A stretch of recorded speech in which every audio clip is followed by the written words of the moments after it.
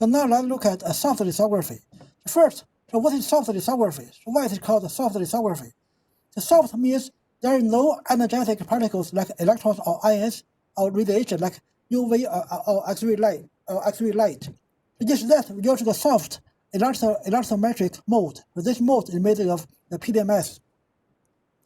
So the main advantage for the soft lithography is the low cost. So we do molding, printing, or transferring.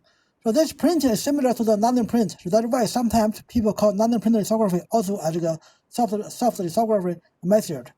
Usually the resolution is not very high because we use the PDMS. So PDMS is too soft for the high resolution. So the main application is in the microfluidics and biomedical areas. So the term soft lithography comes from the professor George Whiteside. So he's a professor from Harvard University. At one conference more than 10 years ago, it's called the Micro and Nano Engineering, the Micro and Nano Engineering Conference. So in the conference, everybody talk about how small they can make. So this professor here, so he said, size is not the only thing that matters. The function is more important. Because he made so many different, so his group developed so many different soft lithography methods, so they have more functions. That's why he have this comment. So the key material for soft lithography is the PDMS. It's polydimethyl siloxane. So this is the chemical structure of the PDMS. So why we use this material? So this is the most people, I would say 90% people, they use this PDMS. This from the Dow Corning. It's called the Silver 184. So actually, this PDMS is not used for the research. So this one is used to like a silicon sealant for the solar cell. For the solar panel, you want to seal it against the leakage of the water. This is used for that purpose. But researchers found that this material is very good for the to make the soft lithography. So they use this solar panel material, the sealant material, for the soft lithography. As we know, it is a silicon elastomer with different qualities. It is very flexible with low Young's modulus. It's only 1 megapascal. Typical polymer like a PLMA is several gigapascal. For the case of the silicon Young's modulus is 100 gigapascal. So because it is flexible, it conforms to different surfaces, conforms to the curved surface. It's chemically inert and optically transparent. So it is inert because it is cross-linked. So this material is cross-linked. It's transparent, as you can see this green color here. So this one is the PDMS. It's even more transparent than the sodium lime glass and glass lead. Because this glass lead and sodium lime glass, so they have metal dopant. This one has sodium. This one also have some metals, alkaline metals. But this one is no metal, so it's more transparent. So it has low surface energy because this methyl group, this hydrocarbon, not polar. This gives you the low surface energy. It can be bonded to the flat and clean surfaces for the microfluidic applications. So the bonding can be a permanent bonding or reversible bonding. Reversible bonding means temporary bonding. So that means it's bonded, you can detach it by a force. It is durable, reusable, and low surface energy. It is biocompatible. So now let's look at how to modify the surface energy.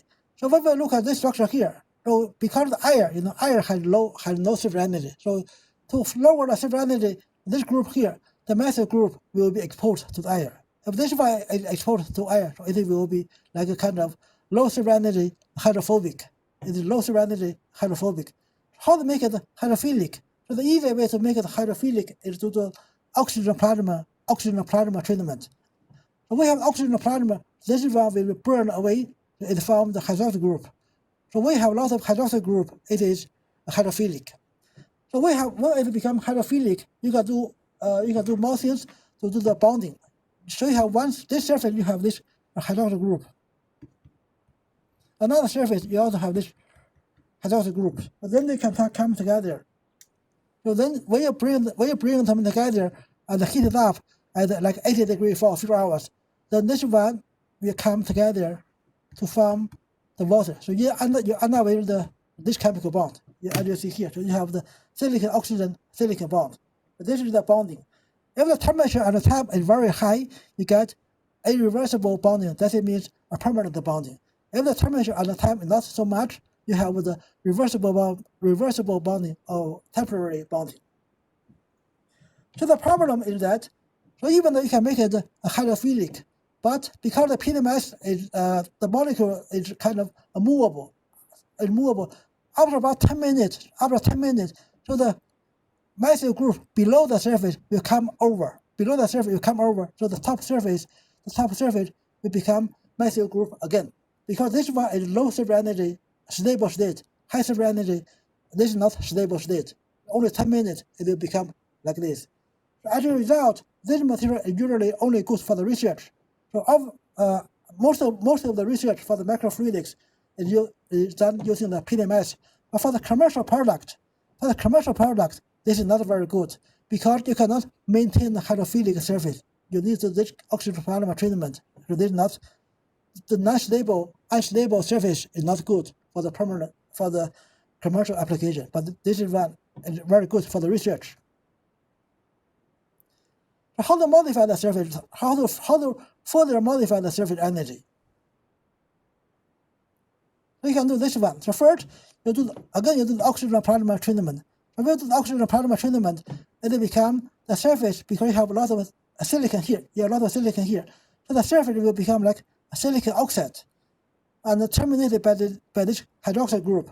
When we have this hydroxide group, you can treat it with the trichlorosilane to form this kind of self-assembled monolayer. But this X here determines the property of the surface. For example, if you want to make it hydrophobic, then this X will be something like this.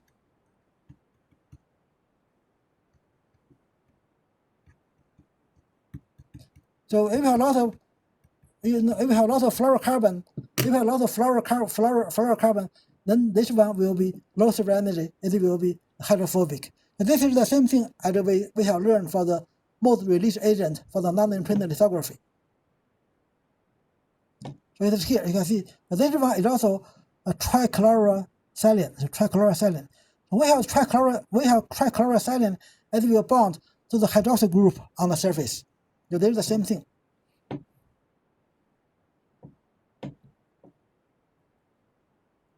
We can modify the surface using this trichlorosilane to have different surface group. So one important property for the PDMS is that it is permeable to the solvent and to gases. For instance, if you put the PDMS, you put it in the solvent PGMEA. So this is the PGMEA. This is a very popular solvent for the resist. Then 27% of the solvent, you know that the weight, the PDMS can absorb 27% of its weight, and 30% of the PGMEA, this is the PGMEA, will diffuse into the air in about 1 hour. Now here is the permeability to air, to different gases, helium, nitrogen, and oxygen. As you can see here, the PDMS is this number here is much higher than the number for the polystyrene and the PMA. Now here is the permeability. So what is the permeability? So the unit of the permeability is a barrel. This is the unit for the permeability. So the driving force for this diffusion is the pressure gradient. So this is the unit. For the barrel. I will show you again.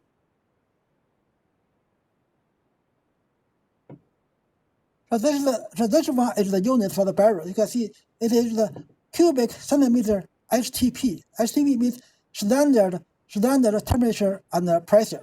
Cubic centimeter. So this is the amount of the gas molecule per area, per centimeter square, or per second, and per pressure gradient. So this centimeter mercury is the pressure.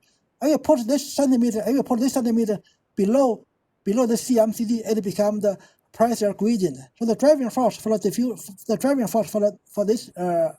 permeability is the pressure gradient. That means CCMG, CMHG over CM. That is the pressure gradient. But this is used for the contact lenses and membrane technology.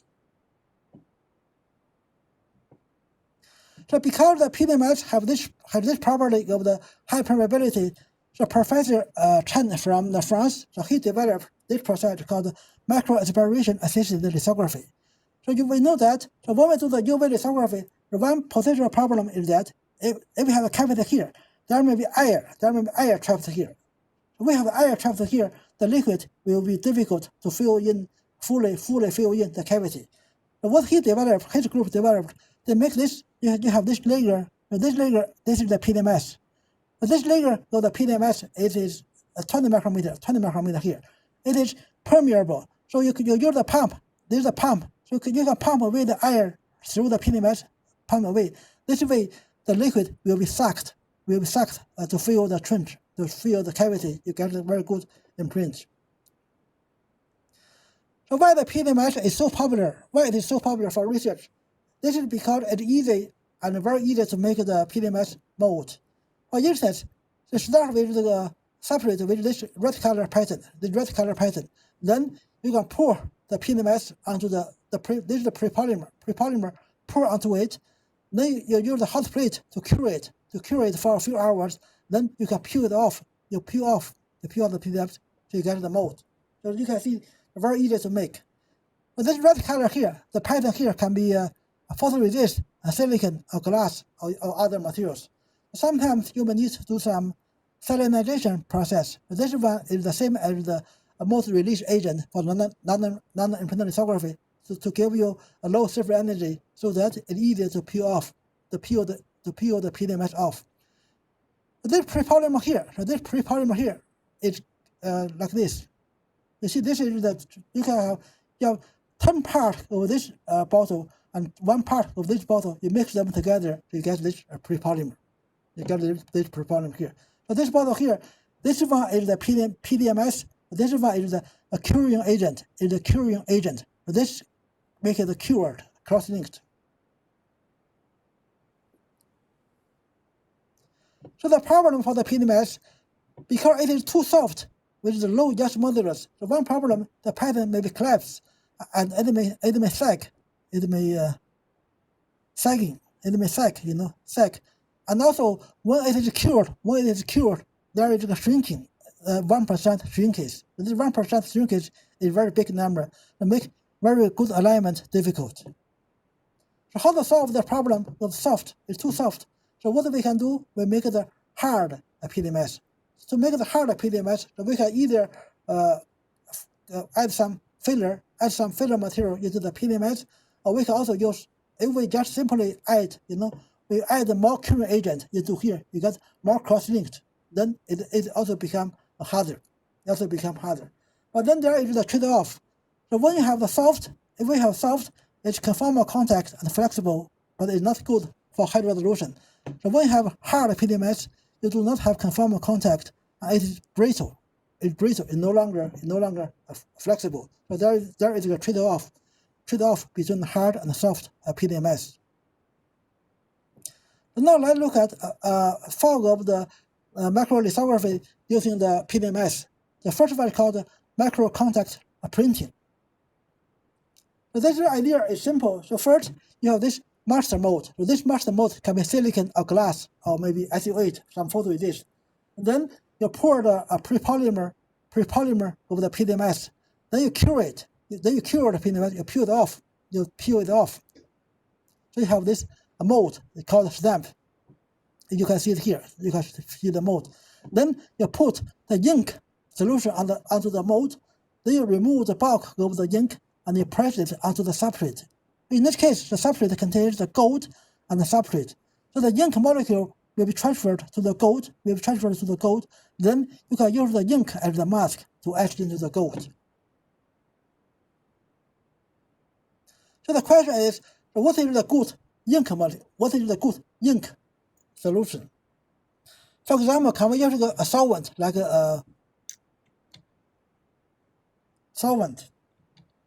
IPA? Or maybe use water. So can we use water or IPA solvent isopropyl as the ink? So this will not work because even though you can transfer the solvent onto the substrate, they will dry off. They will vaporize. They will dry off in a short time. So this is not good. The other thing for the ink ink to work as the etching mask, we need the ink to bond. We need the ink to bond to the gold, so that we have very stable ink molecule onto the gold. So what is used for duality is this one, SAM. So what is SAM? So this is the self-assembled monoligand. So here's the definition of the self-assembly. The self-assembly is the spontaneous organization of molecules or objects in the stable, well-defined structures. For example, when we have the gold, so here we have the gold here we have a gold. For the casing of gold, we can use this one, SH group. This is called the cell group.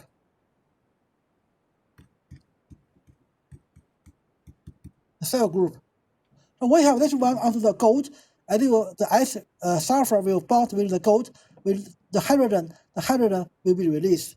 As you can see here, they form really well organized. They are all 30 degrees, all point along the same direction. That's why it is called self-assembled monoligand. The thickness is a few nanometers. So this head group here determines the property of this self-assembled monoligand. For example, this X here can be hydrophobic, or it can be this can be hydrophilic, or it can be hydrophobic. This is the self-assembled. This works very well for the gold, and it will also work for the silver.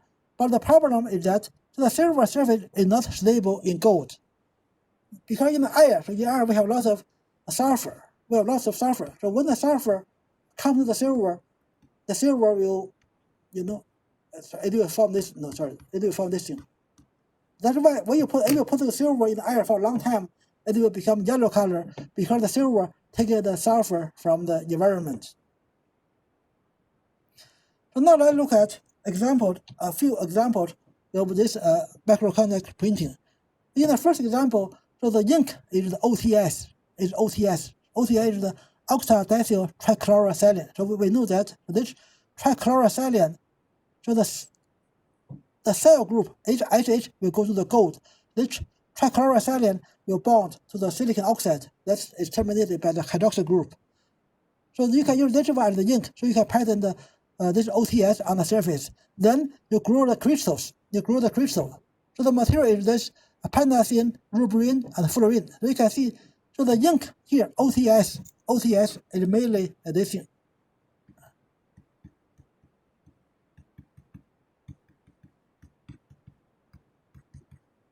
So this OTS is a lot of hydrocarbon.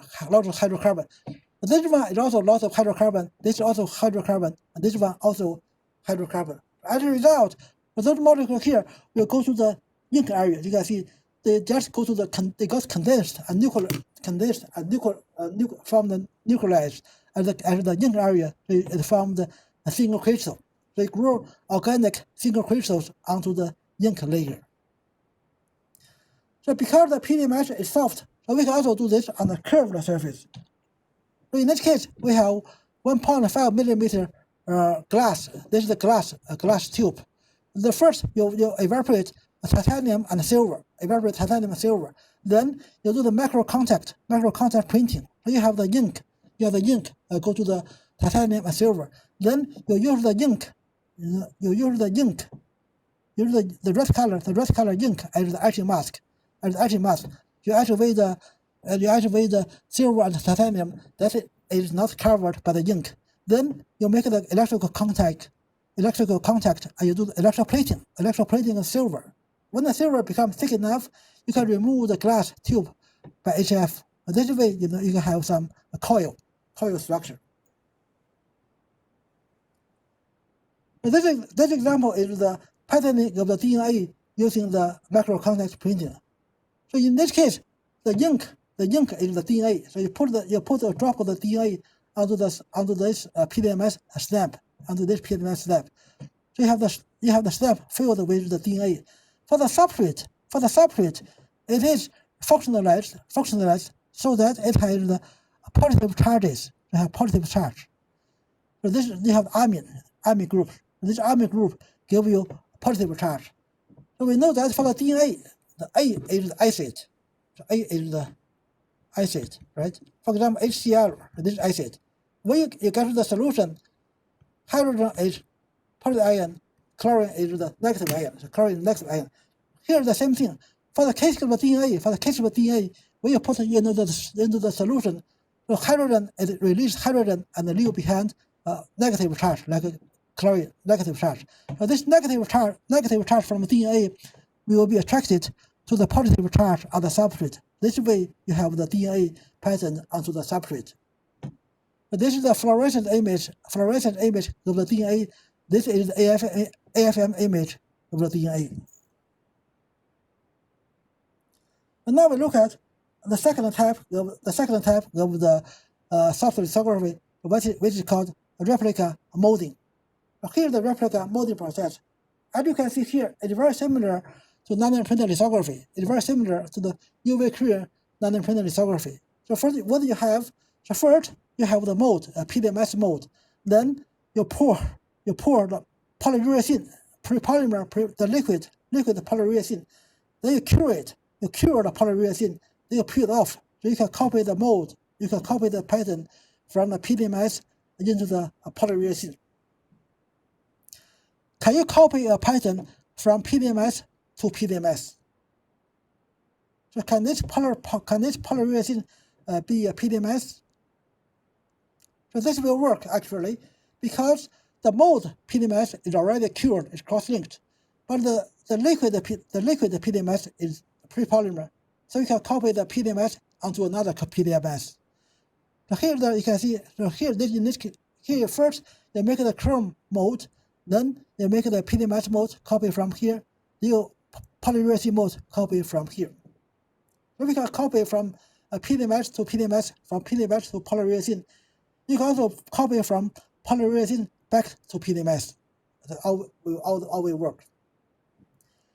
So this is the original master mold. This is the master mold after 7 copy to the PDMS, 7 times copying to the PDMS. This one is the first polyurethane copy from the first PDMS mold. This is the 6th polyurethane copy from the 5th PDMS mold. These are two copy from one another. So you can see the pattern, they are all 60 nanometers. But pattern height is not very much. It's only 50 nanometers. This is another example using this replica molding. The material is also the polyurethane, the same material. This is also a kind of glue material. So we can play with some tricks. We can play some tricks to make the replica molding. For the first example here, the first you have the photoresist pattern, and you make the pattern, you copy the pattern into the PDMS. Then you squeeze it. You squeeze from the right side, and squeeze from the two sides. It becomes smaller. But while it is squeezed, you pour the polyurethane. Then you cure the polyurethane and peel it off.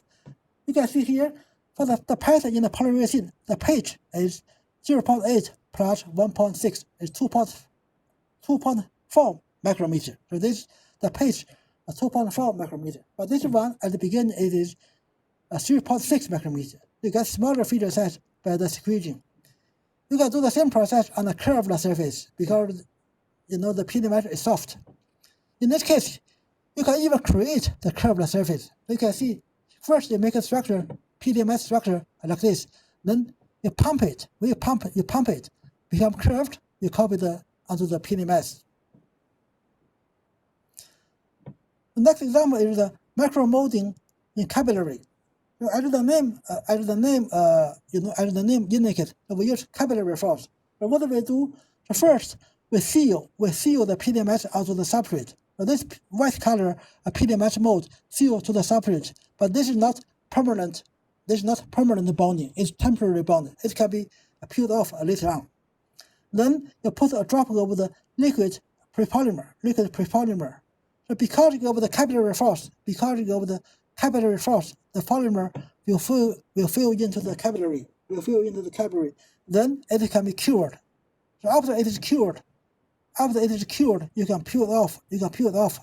Here's one example. You get nano features by this process.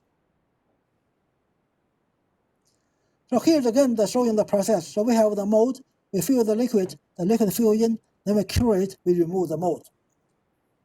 So then the question is how big pattern we can get. So we want large feature set. We want large area patterning. So how large area it can go. That means how fast the liquid will fill into the channels. So obviously the filling speed is given by dz over dt. So here is so the filling is along the z direction here.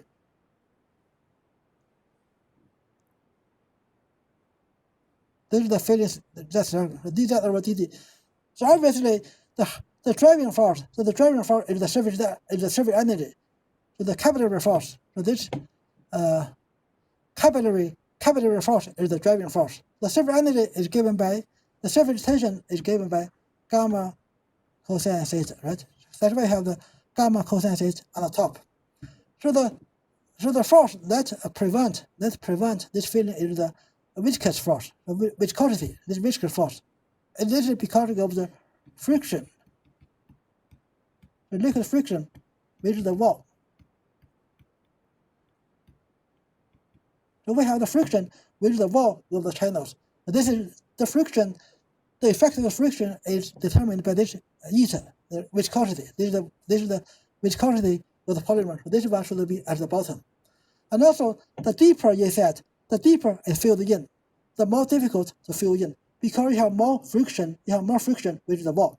So that's why you have another term here. You have the Z, this Z term here at the bottom. The deeper you set, more difficult to fill in because you have more friction. You have more friction with the wall. Now this number R, the radius. This for the circular case. So on one hand, we know that the surface tension force is given by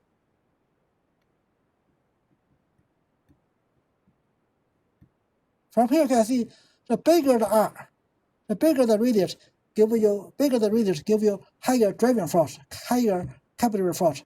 But on the other hand, we have bigger radius. You got bigger radius, you also get more friction by the wall. But in the end, after calculation, the R is on the top. So that's why you get R is on the top. You have this kind of formula. But this one, circular one, is not so easy to derive. Then we have the parallel. If the liquid fill in this, this is like a plane. This is another one. You have this with the parallel. So the liquid flow between two walls. This one actually it can be calculated. The liquid will be something like this. This one you can calculate something similar to this. But for circular one, it's more complicated. But from here you can see that the dz over dt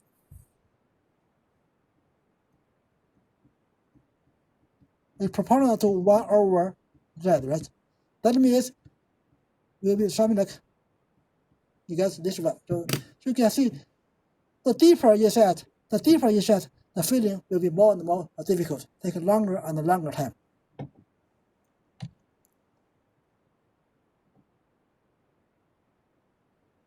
So here are the examples. This one is the polyurethane.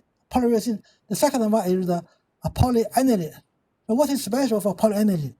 So this one is the conducting polymer. The third one is the zirconium oxide. You may wonder, this one is oxide, it is a solid. How to fill a solid into the channel? So the process is done by the Solder process.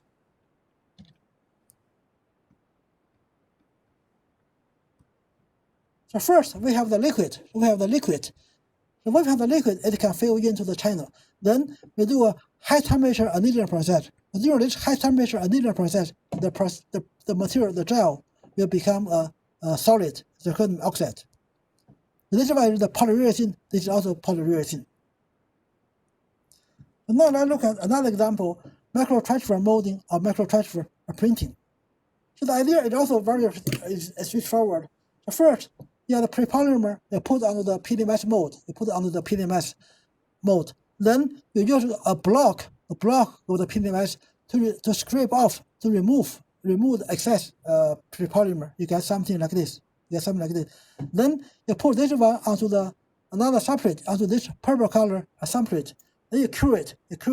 So this substrate has higher surface energy, the PDMS has lower surface energy. As a result, in the end, the green color will go to the purple surface. This is why you can see it's very similar to what we have learned before. So we have learned reverse.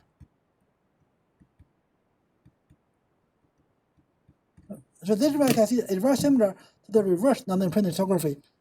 And again, you can do 3 times. If you do 3 times, you get this 3-layer of the structures. So here are the examples of the microtransfer molding process. So the first one is the polyurethane. This one is from Norland NE353. This is a trade name from the company called Norland. So this one is polyurethane. And this one is the spin-on glass. Spin-on glass. How to do the glass spin-on? This something is also similar to the solder process. So first we have this liquid. You have this liquid. Then you do when it got annealed, it become a solid. It become a glass. So the CDE is the heat cured epoxy. So those material here, they are epoxy. This one is 2-layer pattern. This is also 2-layer pattern. This one is 3-layer pattern. Here is another example of the metal transfer assisted non-lithography transfer printing. In this case, we transfer the pattern from the mold onto the substrate. So first you make the PDMS mold, then you evaporate metal onto the PDMS mold. On the substrate, you have layer of the PMA. Then you heat up to 115 degrees. So this one is higher than the glass transition temperature of the PMA, so that the PMA will become very, very sticky, So when it is sticky, you peel off, the metal will be stick onto the PMA. Then you use the metal as the mask to etch into the PMA. You deposit another metal, you do the lift off, you can get the pattern transfer to the another metal. And this one is after the transfer of the metal mask. And this one is after etching into the PMA. This one is after the lift off. This is the final step here. So the last example is the injection molding. This one is very material technology. I know in Waterloo kitchen area, there are 2 or 3 companies that they do the injection molding. So most of the plastic part we see, like the pen, the toothbrush, the cell phone, most of the part we see is made by the injection molding, because this one is very efficient and low cost. The idea is that you fill in the polymer, then you heat it up. It got melted. Then you do the rotation. It will post into this mold. This is called mold insert at high temperature. Then you cool down so that you make the plastic part. So we will see a short video for this one later on. Now here's the process to work with the PDMS. You do not need to memorize that process, because only if you start to work on the PDMS, you get familiar with it. Otherwise, if you memorize the process, does not help too much if you do not work on it. Roughly something like this here. So this is the PDMS. This is the curing agent. You mix, the ratio is 10 to 1. 10 this one and 1 this one. You mix them well. Then you put it onto the mold. This is like a silicon mold. Then you cure it. This way you get the PDMS pattern. So now let's look at a very short video for the injection molding.